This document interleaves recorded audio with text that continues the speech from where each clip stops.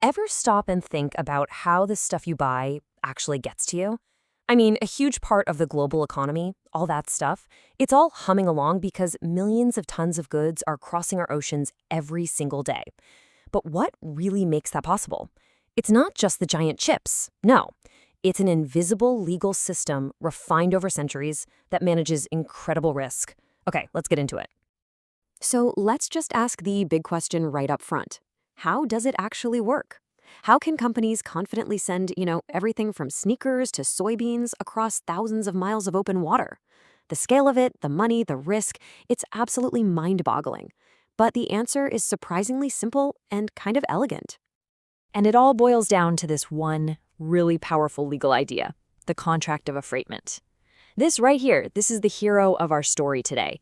Think of it as the legally binding handshake that underpins pretty much every single item that travels by sea. And at its core, the idea is incredibly simple. It's a deal. One party, that's the ship owner, agrees to carry goods for another party, the charterer. And in return, the charterer pays a fee. In the shipping world, they don't call it a fee, they call it freight. It sounds basic, right? But this single agreement is the absolute legal bedrock of global trade as we know it. Okay, so to really get these contracts, you first have to meet the two main characters in this whole drama. Every single one of these agreements revolves around these two roles.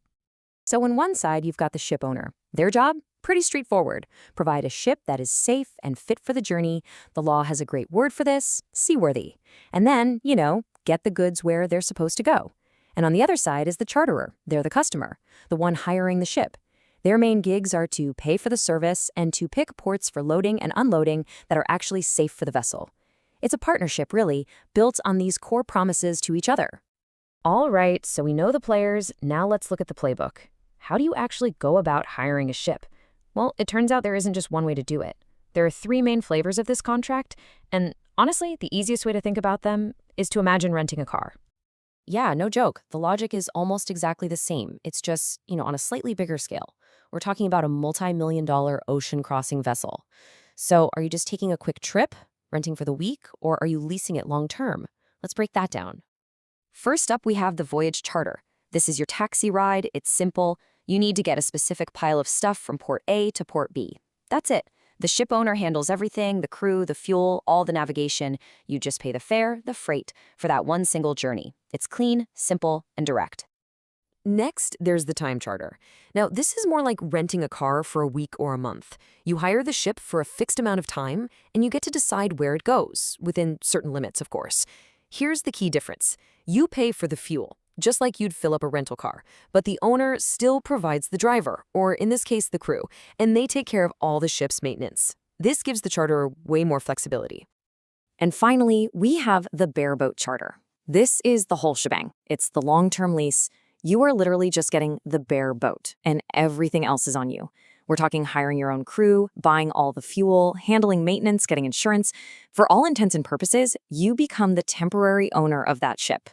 This option? It's all about having maximum control. And this table here really lays it all out.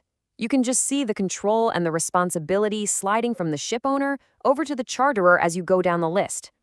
A voyage charter is for one specific job. A time charter is for flexible business over a set period. And a bareboat charter, well, that's for when you basically want to run the ship as if it were your own. It's all about picking the right tool for the job. Okay, so we've got the players, we've got the written contracts, but here's where it gets really interesting.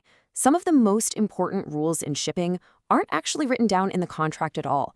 These are called implied obligations. They're the fundamental promises that the law just assumes are part of any deal, built on literally centuries of trust and, frankly, a lot of hard-learned lessons. And there are three really big ones. First, the ship owner must provide a seaworthy vessel. That's non-negotiable. Second, they have to get the job done in a reasonable amount of time. The legal term is with reasonable dispatch. And third, they can't just take a scenic detour whenever they feel like it. They are not allowed to deviate from the agreed-upon route. Now, let's zoom in on the most important one of all. Seaworthiness. This is it. This is the absolute foundation of the entire agreement. It is the shipowner's number one most fundamental promise. It's the core of their entire side of the bargain. And it doesn't just mean the ship won't sink. Oh no, it's a much bigger idea than that. See, seaworthiness really stands on three pillars. First, the physical condition. The hull has to be sound, no leaks.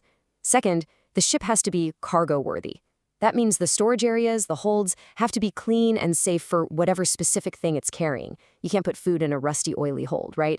And third, it has to be voyage-ready, meaning it has a competent crew, enough fuel for the trip, and all the right paperwork.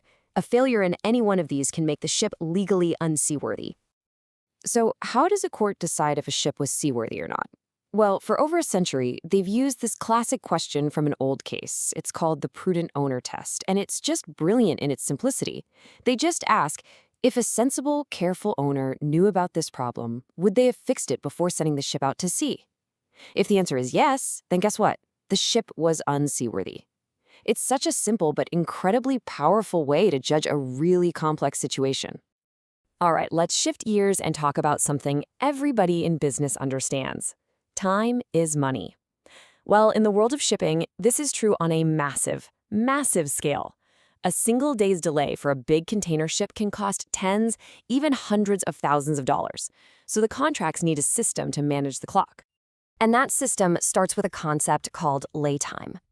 This is simply the amount of time the charterer is giving to load their stuff onto the ship and then unload it at the other end without getting charged extra. The best way to think about it, it's basically free parking time for the ship at the port. And from the moment it arrives, that clock is ticking. And this is where the genius incentives kick in. If the charterer takes too long and goes over their free parking time, they have to pay a daily penalty. It's called demurrage. That's the stick. But if they finish early, the ship owner actually pays them a daily reward, and that's called dispatch. That's the carrot. It's this beautiful, elegant system of penalties and rewards that keeps the ports moving and the whole global supply chain humming along. So, after all this, why does it matter? Why should you care about late time and seaworthiness? Well, because a staggering 90% of everything traded in the world moves by sea. 90%! And every single one of those journeys, from the coffee you drink to the car you drive, is made possible by the rules and contracts we've just been talking about. Look, this isn't just some dry legal theory. It's a living, breathing system. It was born from ancient maritime customs and has evolved over centuries into the invisible legal backbone that supports our entire global economy. It's what allows us for the predictable, safe, and efficient movement of just about everything, everywhere. So the next time you open a package, you unbox something that's traveled halfway around the world to get to you, maybe you'll think about it a little differently. Maybe you'll think about the incredible journey it took, not just across the water, but through this intricate legal world that made the whole thing possible. Kind of makes you wonder, doesn't it? What other invisible systems are out there, just quietly holding our world together?